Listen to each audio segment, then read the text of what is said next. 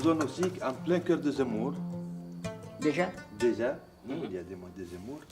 Là aussi, il y a des peintures pédestres qui peuvent vous intéresser, des fossiles, des régions où il y a assez de fossiles, si ça vous intéresse.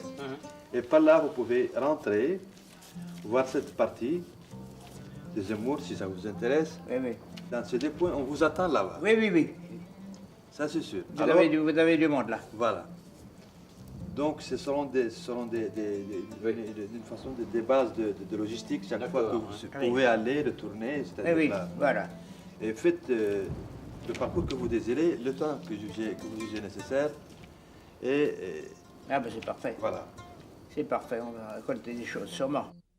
Le Zemmour, que le professeur Monod, éminent naturaliste, se prépare à découvrir, est l'une des provinces du Sahara occidental.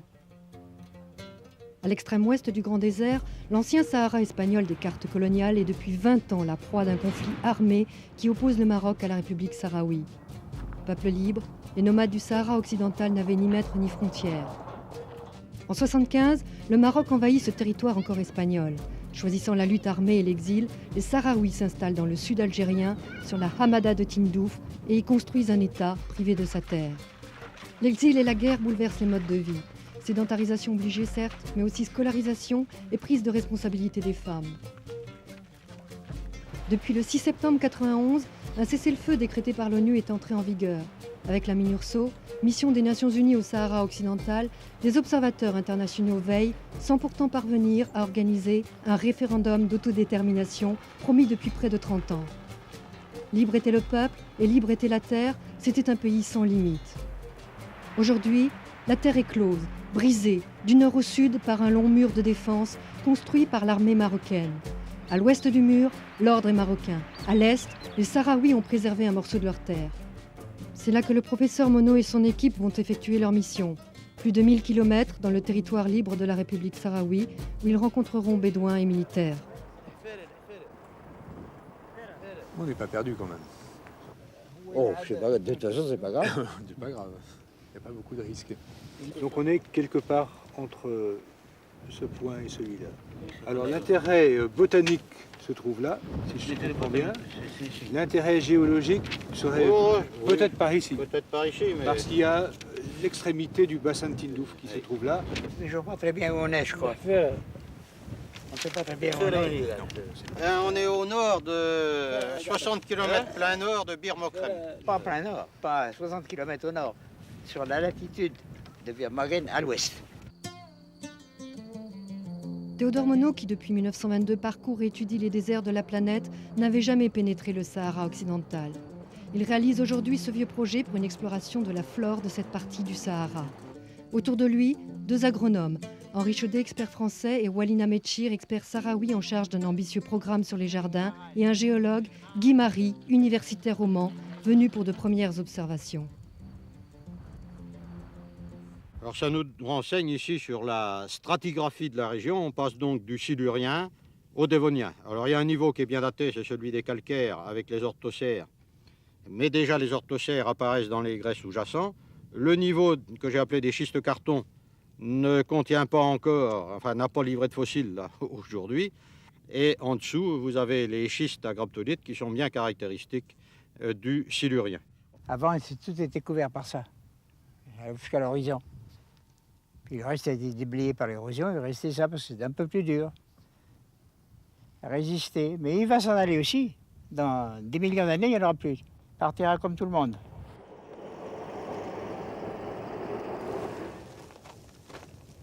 C'est vraiment magnifique.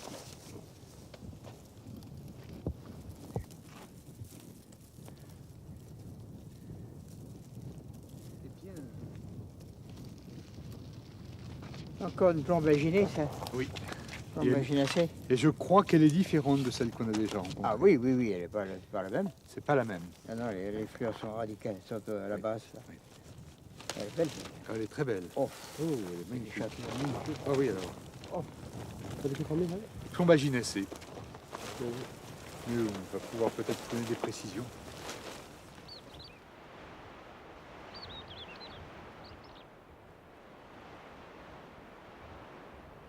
Ça va disparaître. Toutes les plantes qui vont pousser après la pluie vont disparaître. Ils vont laisser les graines sur place, naturellement, pour la pluie suivante. Dans un an, dans 2 ans, dans 3 ans, ça repartira. Mais ce n'est pas des plantes vivaces, c'est des plantes éphémères.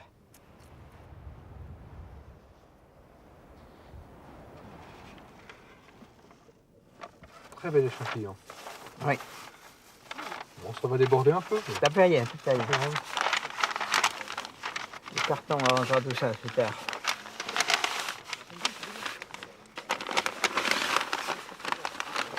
Professeur, moi j'aimerais savoir, les plantes dans le désert, est-ce qu'elles développent des particularités physiques pour s'adapter au climat, aux conditions? Bien sûr, il y a plusieurs stratégies possibles.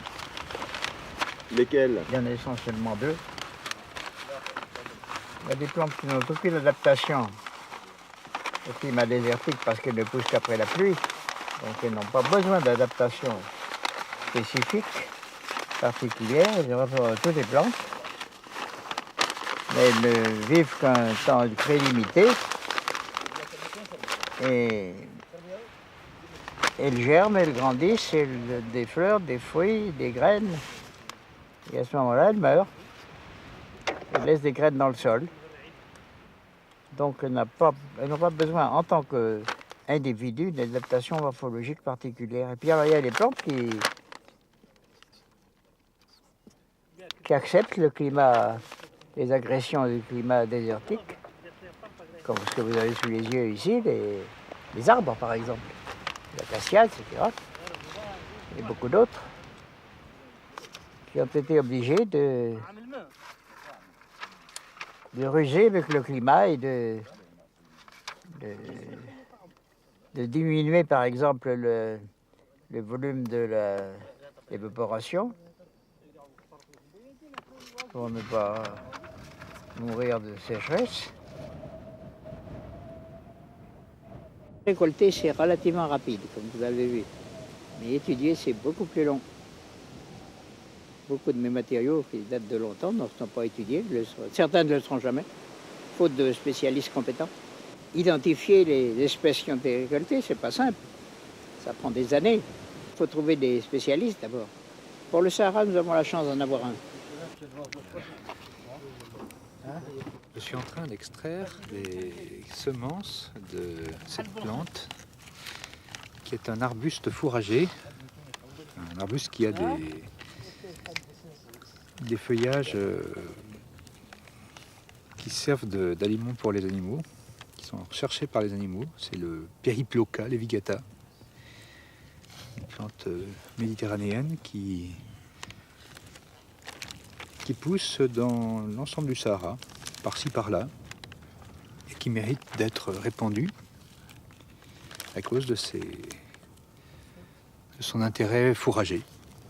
Lorsque nous repérons des plantes qui a priori nous paraissent avoir un intérêt pour l'homme, soit qu'elles peuvent a priori permettre de faire des haies, de faire des pâturages, nourrir des animaux, nourrir l'homme parfois, il s'agit de repasser à la bonne période pour en prélever des échantillons, des graines, qui vont pouvoir être multipliées en pépinière. La quasi-absence d'oasis au Sahara occidental préparait mal les Sahraouis éleveurs de tradition à l'agriculture. Pourtant, l'obligation de l'exil, l'absence de ressources propres ont stimulé la recherche et le développement de tout ce qui pouvait atténuer l'immense dénuement des premières années. Installés d'abord là où l'eau douce est proche, les jardins maraîchers fournissant carottes, oignons ou tomates au campement ont pris une place de plus en plus importante dans leur activité et leur économie générale. Rentré de Cuba dans les années 80, armé d'un bagage agronomique solide, Walina Metchir coordonne l'exploitation d'une centaine d'hectares de maraîchage dispersés sur l'ensemble des campements et des territoires libérés.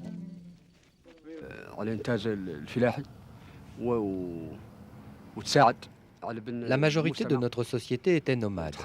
Et après 20 ans d'exil dans les camps, notre peuple est devenu sédentaire. L'agriculture est un des secteurs essentiels qui a permis à notre peuple de s'adapter.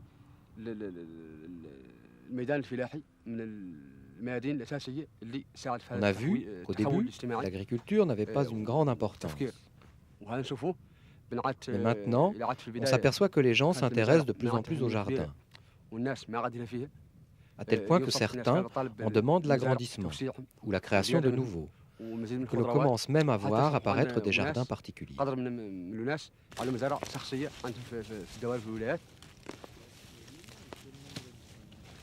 تسيير العمل ناس مختصين هذا الميدان الجردة بهذا النوع تحتاج إلى 20 إلى 25 رجل. Pour gérer le programme, il faut des techniciens qui distribuent le travail, car ce sont eux qui connaissent l'agriculture. Un jardin comme celui-ci a besoin de 20 à 25 personnes quotidiennement. Pour les grands travaux, récoltes ou désherbages, nous faisons venir des groupes. Ce sont souvent des écoliers ou des gens des camps. Si on fait venir les écoles et les femmes des camps, c'est aussi pour leur montrer le fonctionnement du jardin et son rôle pour l'alimentation, et ainsi apprendre à notre peuple l'agriculture. Irriguer et planter dans un lieu si hostile à l'homme suppose une volonté hors du commun. Et en 10 ans, les Sahraouis ont retrouvé sur une centaine d'hectares les gestes anciens des gens des oasis, eux les nomades, les fils des nuages.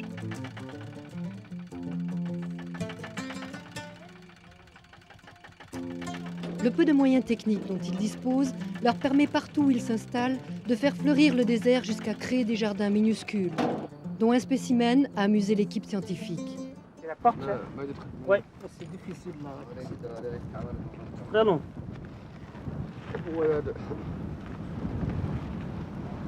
Un jardin microscopique, c'est ça. Il n'y en a pas beaucoup. C'est amusant. Ah oui ? Cultiver de tomates protégées du vent. Ils amènent une tomate de tous les 15 jours, oui. Ah oui ? Mais c'est très bien, ça occupe les militaires.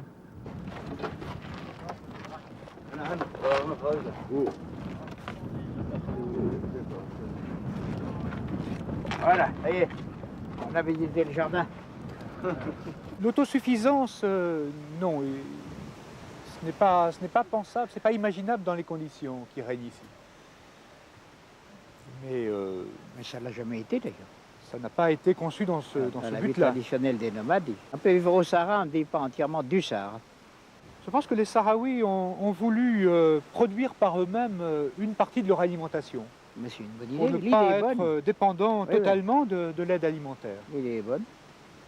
Et puis en même temps se former à une activité qui n'est tout de même pas celle de la majorité de la population. Et de cette manière-là, préparer l'avenir.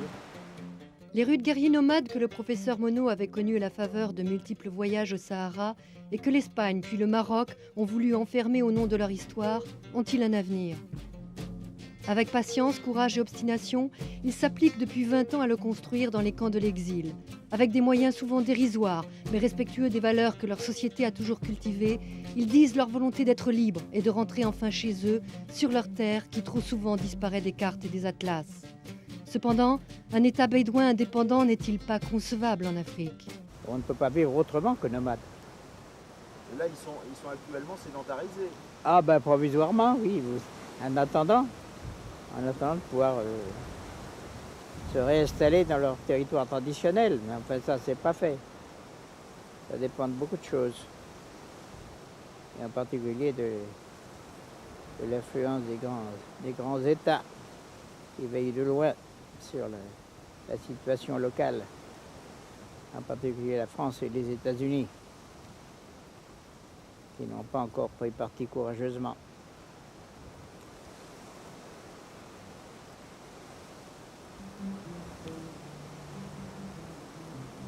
Et puis comme il n'y a pas de pétrole, ça n'intéresse pas grand monde. Si payer le pétrole, alors là, on va joyeusement défendre le droit international pour faire la guerre. Et s'il n'y a pas de pétrole, ça n'intéresse pas.